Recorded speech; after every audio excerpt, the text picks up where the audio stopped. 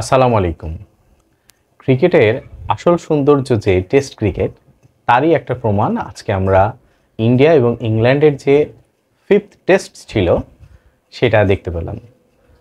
আমরা সবাই জানি যে ইংল্যান্ডের মাঠে যেই টেস্টই হয় না কেন, সেটা ইংল্যান্ডের সঙ্গে ইন্ডিয়া হোক অথবা ইন্ডিয়ার সঙ্গে অস্ট্রেলিয়া হোক অথবা অস্ট্রেলিয়ার সঙ্গে ইংল্যান্ডের হোক, এই দলগুলোর টেস্ট ক্রিকেট কিন্তু টেস্ট ক্রিকেটের যে আসলে ফিল সেটা আলাদাভাবে তুলে ধরে।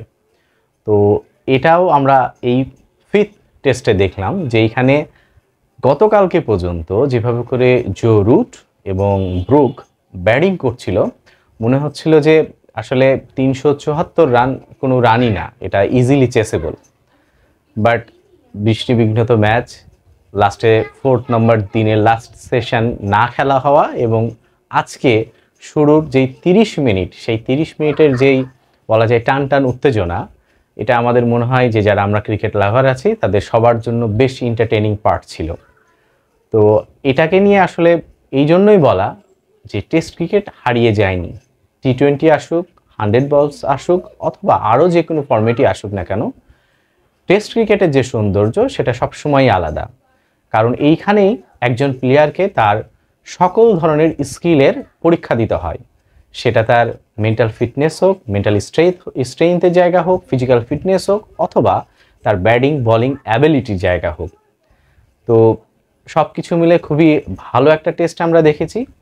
আর যেই কথাটা বলছিলাম যে এই টি20 জামানাতেও যেভাবে করে টেস্ট ক্রিকেট খেলা হচ্ছে, বিশেষ করে ইন্ডিয়ার ইয়াং জেনারেশনকেও যদি আমি বলি, শুভমান গিলের কথা বা জয়সওয়ালের কথা, তারাও যেভাবে করে, বা মোহাম্মদ সিরাজ যত সুন্দর আজকে বল করেছে, তারা যেভাবে করে টেস্ট ক্রিকেটকে এনজয় করছে, এটা আশা জায়গায় যে টেস্ট ক্রিকেট সামনে ভবিষ্যতেও হারিয়ে যাবে না।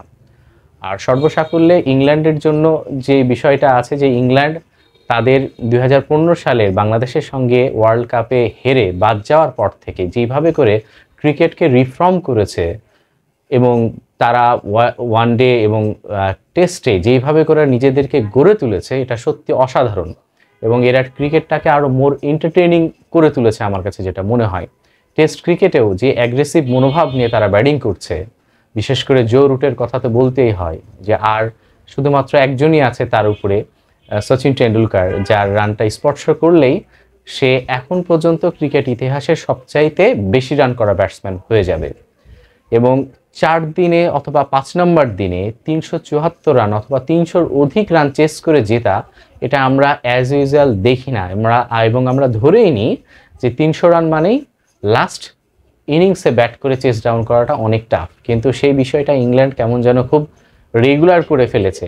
এই টেস্ট সিরিজেও আমরা দেখেছি ইংল্যান্ড এর আগেও 350 রানের মতো রান চেস ডাউন করেছে।